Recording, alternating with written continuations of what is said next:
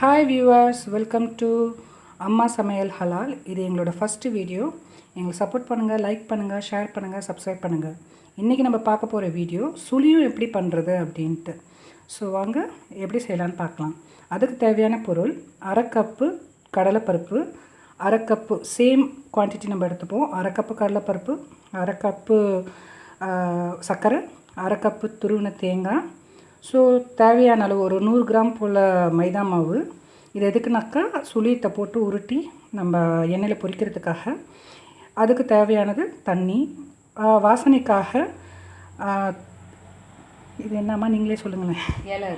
ஏலை அரிசி, அப்புறம் வந்து கொஞ்சம் சோம்பு வச்சுருக்குறாங்க. ஸோ ஆக்சுவலாக இதை நான் பண்ண போகிறதில்ல, எங்கள் அம்மா தான் பண்ண போகிறாங்க. சூப்பர் குக் அவங்க. ஸோ ஃபஸ்ட்டு இது அவங்கள அப்ரிஷியேட் பண்ணலான்னு நானே சரி நம்ம ஏதாவது செய்யலாமா அப்படின்னு சொல்லிட்டு ஸ்டார்ட் பண்ணுறோம். ஸோ வாங்க ஃபஸ்ட்டு என்ன பண்ணுறோம்னாக்கா கடலைப்பருப்பை வந்து 1 மணி நேரம், ஏன்னா நம்ம 1/2 கப்பு தான் எடுத்துருக்கோம், அதனால் 1 மணி நேரம் ஊற வச்சு அதை வந்து வேக வச்சு எடுத்துருக்குறாங்க. வேக வச்சு எடுத்துகிட்டு அதை வந்து இப்போ வந்து அரைக்க போகிறோம்.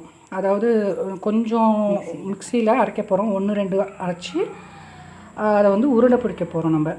ஸோ அதுக்கு இந்த மிக்சிங்லாம் நம்ம போட்டு அதை வந்து உருண்டை பிடிக்க போகிறோம். வாங்க அரைச்சிட்டு உங்களுக்கு காட்டுறேன். இப்போது இதை வந்து அரைச்சி வச்சுருக்காங்க மிக்சியில் ஒரு ஓட்டு விட்டு.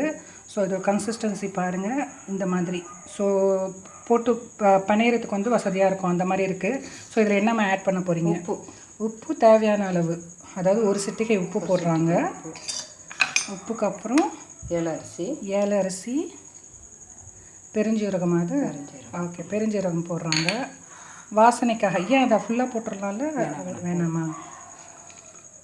சர்க்கரை இது வந்து கொஞ்சம், அதாவது அந்த இதுக்கு தேவையான அளவுக்கு போடுறாங்க. நம்ம அரை கப்பு சொன்னதுனால அந்த 1/2 கப்பு அப்படியே நீங்கள் போட்டுக்கோங்க. ஸோ உங்களுக்கு இன்னும் நிறையா வரும். தேங்காய் துருவல் ஒரு போதுமான அளவு போட்டு நல்லா பிணையிறாங்க. பிணைஞ்சி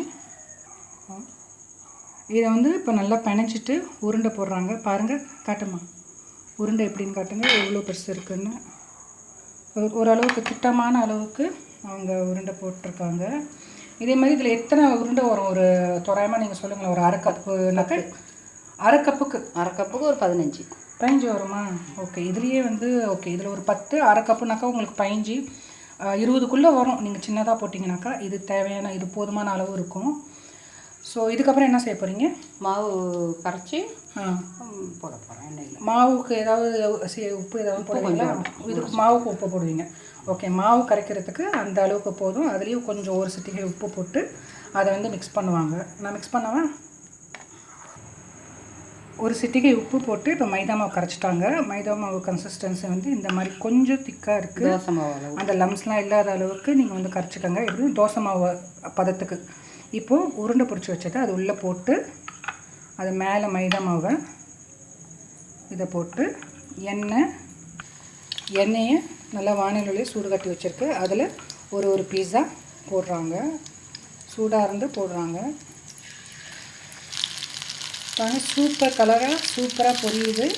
ஸோ இதை எடுத்ததுக்கப்புறம் பார்க்கலாம். சூப்பரான சுழியம் ரெடிங்க. இதை டேஸ்ட் பண்ணி பாருங்கள், லைக் பண்ணுங்கள், ஷேர் பண்ணுங்கள், சப்ஸ்கிரைப் பண்ணுங்கள். ஸோ அம்மா சமையல் ஹலால், எங்களோட ஹலால் சமையல் உணவகம் ஃபுல்லாக முஸ்லீம் சாப்பாடு, பிரியாணி, மட்டன், சிக்கன், அப்புறம் அப்கமிங் வீடியோஸ் எல்லாத்துலேயுமே எங்கள் டேஸ்ட்டில் செய்கிறத நீங்கள் பார்த்து ரசிங்க.